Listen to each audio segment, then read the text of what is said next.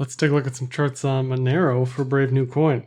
So Monero is a privacy coin along with Dash, Decred, Zcash, Pivx, and Grin. Now, most of these are unlike Monero in that they have default privacy aside from Grin, meaning you cannot opt out of the privacy. An exchange can't opt out for you, that sort of thing. So in reality, Monero and Grin are probably two of the only fully fledged privacy coins.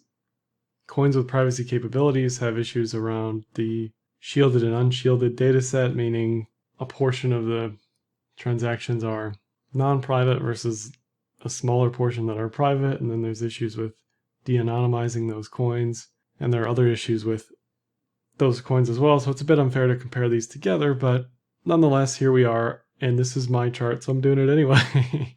So here's Monero's market cap. It's a leader in market cap, fees, behind Dash, and transactions per day. You can't look at Monero or Grin's transaction volume because it is hidden, as are the active addresses.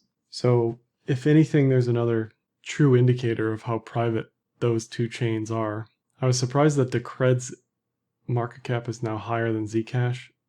That's something that I noticed immediately doing this chart, refreshing the data, and Monero's fees continue to be extremely high in total. This is total per day relative to the other chains. Now, this could point to scaling issues. It could point to increased transaction counts, increased usage.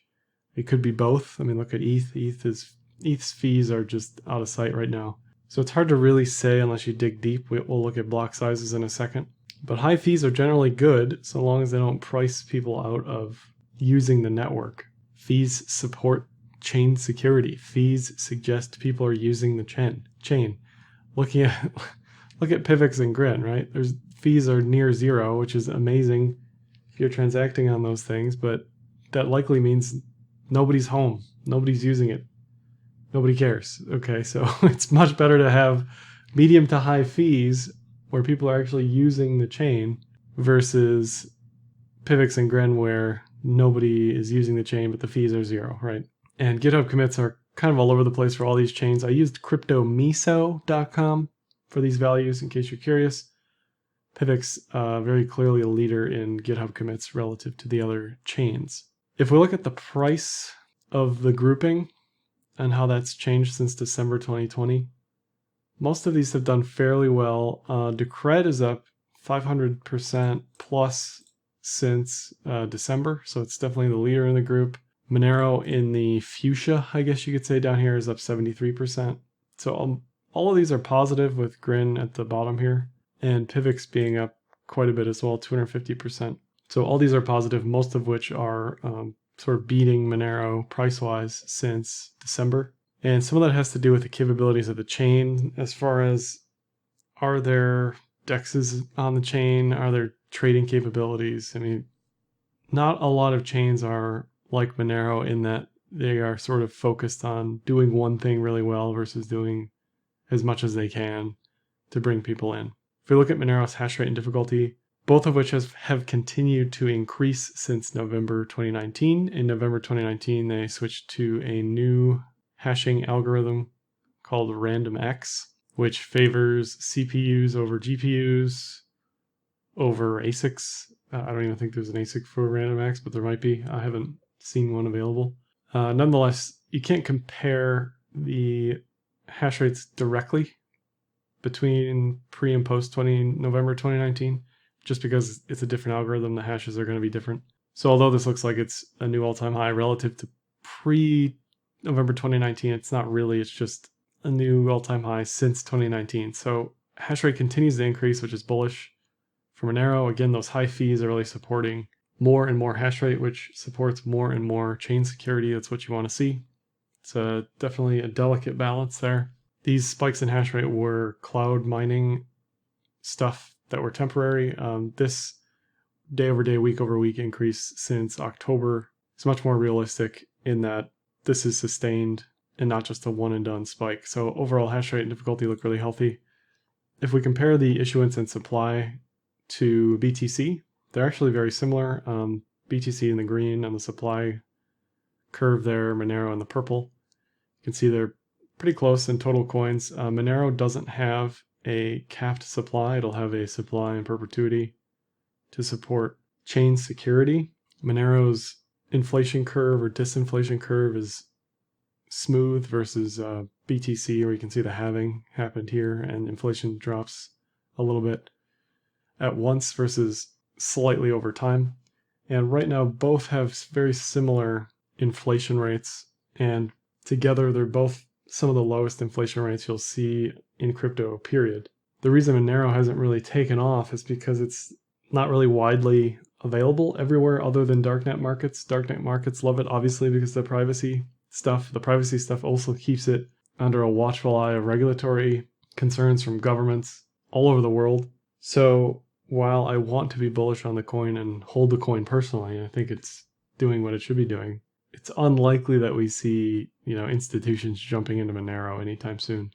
There was a grayscale vehicle for Monero potentially coming, and I'll believe that when I see it, just because, again, those regulatory issues are probably insurmountable for Monero, and from that respect, all sorts of KYC AML stuff. You can't monitor Monero like you can monitor BTC, which is both good and bad. And obviously, I don't want my stuff monitored. Nobody does, but that's the reason why it's under a tight regulatory scrutiny. If you look at transaction counts continue to rise on Monero, so that's completely bullish. A lot of this is sort of a function of difficulty, so most of it is mining related, but not all. You can see these spikes in transaction rates aren't really organic. This is on the weekly basis. If we switch it to the daily basis, it's even more spiky. So there's a lot of bot activity. There's a lot of noise here.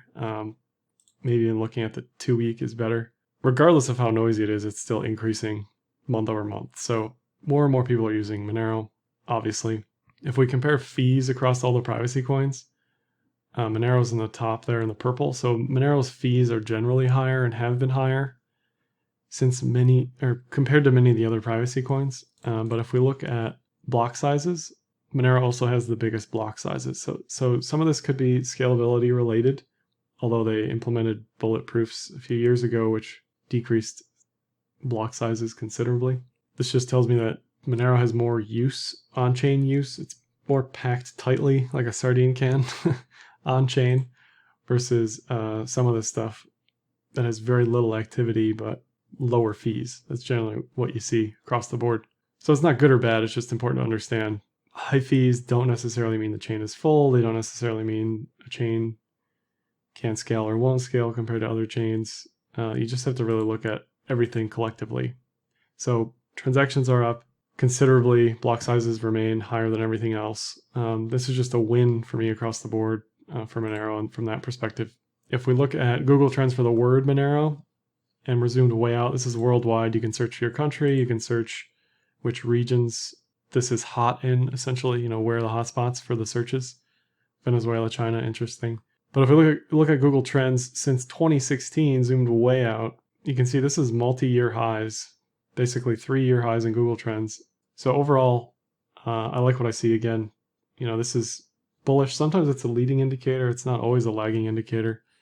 It says more people are searching Monero, looking into Monero, and we can look at the past 12 months, and it's probably at an all-time high. So it's definitely the highest it's been search-wise in the past year, which is what you want to see if you're bullish. If we flip gears to technicals, 5200 EMA, VPVR, yearly pivots, RSI, and volume. So we'll start with the yearly pivots. Historically, Monero's really been above yearly pivots or below all the yearly pivots. It's finally that this year it's sort of in between support resistances versus being above or below all of them. Before this year, kind of didn't make sense to really use yearly pivots because it was just all over the place. They weren't really helpful. So now you can think, okay, this is a ladder for support resist. R1, R2, R3. Here's the yearly pivot base, and then S1. So between the VPVR, the pivots, and just psychological level of 100, anything between 100 and 125 should see massive support. The 200-day moving average is at 135. The 50-day moving average is probably around 150. So between 100 and 150, there are multiple levels of support here. all the way down, should this level fail. On Bitfinex specifically, volume is kind of unimpressive, zoomed way out, but there was a bit of a bearish divergence on the daily chart. I'll show that on the next chart. As far as resistance is concerned, I like 250, 300, 350, the basic psychological support resist levels, 500, whatever the all-time high was, which was probably close to 500, 550. All those levels make sense to me. This is a healthy bull trend. It's tapped the 200-day moving average a couple times. It's not overextended. The 50 and the 200 aren't spread apart extremely wide. So this is a slow, methodical, classic bull trend, which is exactly what you want to see. If you pop on the weekly and turn on the 20-week SMA, which historically for most things in crypto, it's been pretty spot on at predicting trend. When price is above the 20, it's bullish. When it's below, it's bearish. And you can see it snaked in and out through 2019, 2020. But since mid-2020, early 2020, it's been above the 20-week SMA, which is currently at 154. So anything near 150 for me is a massive buy zone because there's just tons of support all the way down there. Here's the daily cloud. And again, just different ways to skin a cat as far as trend metrics are concerned. But the cloud is telling you to go long in mid-2020. You get all your signals. Now it experienced a bullish TK cross recross once here, Kijun bounces here, bullish TK cross recross here, a cross recross here, and a Kijun bounce here. So it bounced today at around 200. Again, those psychological support resist levels are incredibly important. And it did have a leading bearish indicator on the bearish divergence, which is a momentum play that says, despite price increasing over the previous local high, there's been less buying momentum, and that's saying that there's waning bullish momentum. So I still like this as far as trend is concerned, bouncing it where it's expected to bounce around the 200 level on that red line, the Kijun there. If we look at the Monero BTC chart on the weekly, I like to zoom way out for the BTC charts if I can on the old stuff. This has data back to prior 2015. And I'm really seeing two things. I like support anywhere below where we are now. There's a yearly pivot at around 003. There's tons of support at 002. I mean, this is going way, way back, 2016, 2015 levels. So I like support here. I like the idea of a bullish divergence here, lower lows in price, higher lows in RSI. I like the idea of mean reverting to the 200-day or 200-week moving average at around 01. I like the psychological level of 01. Price will need to reconcile. This was like a year of consolidation. So on the way up, it'll definitely relax itself on any mean reversion at that level. So it makes sense to me, a play from 004 to 01.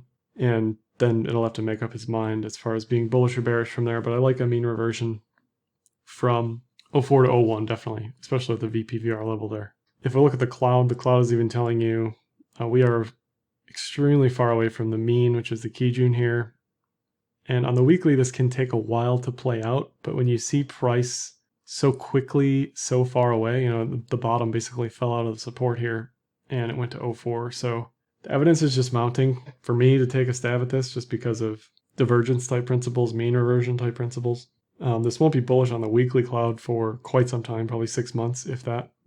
It's got to basically reconsolidate at 01 before the cloud will flip bullish within the next 6 to 12 months. And if you want to check out how I'm trading BTC and ETH on chain, you can check out the Techemy Capital Enzyme.finance fund, and you can copy trade that. You can contra trade that. You can look at all the trades that I make and when I make them. So if you think I missed anything on Monero, let me know in the comments below, and happy trading.